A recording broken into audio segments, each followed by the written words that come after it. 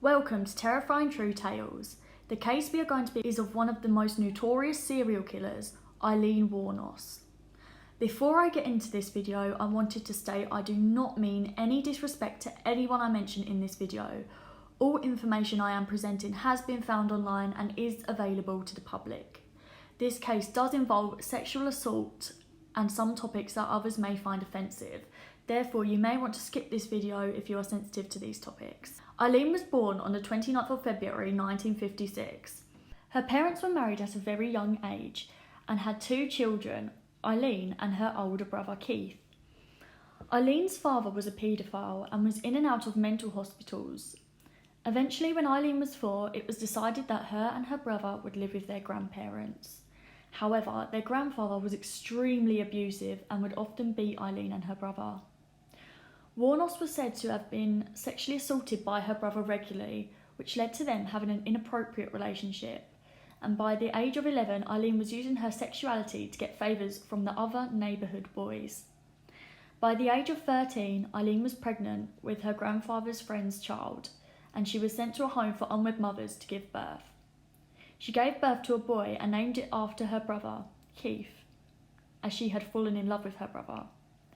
At the age of 14, Aileen was made homeless and would sleep in the woods opposite her friend's house and turned to prostitution to earn money. In 1976, Wuornos hitchhiked to Florida, where she fell in love with 69-year-old Louis Gratz Fell. However, their marriage was annulled after 9 weeks as Louis Fell claimed Aileen was abusive towards him. Wuornos turned back to sex work and met a woman named Tyra Moore, and they ended up falling in love and eventually moving in together.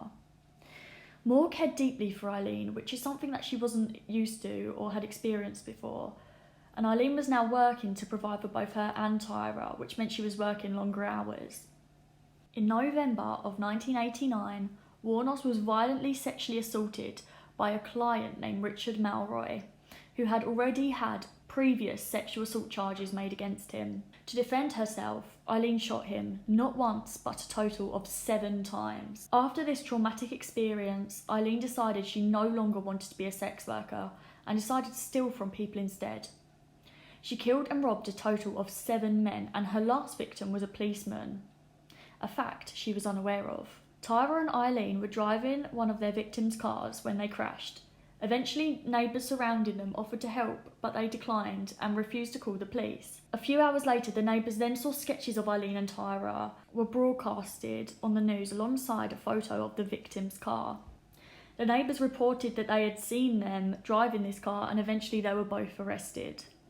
Aileen loved Tyra and did not want her to go to prison for her crimes she hadn't committed, and confessed to all 7 murders. As a result of her crimes, Aileen was given the death penalty for every life she took.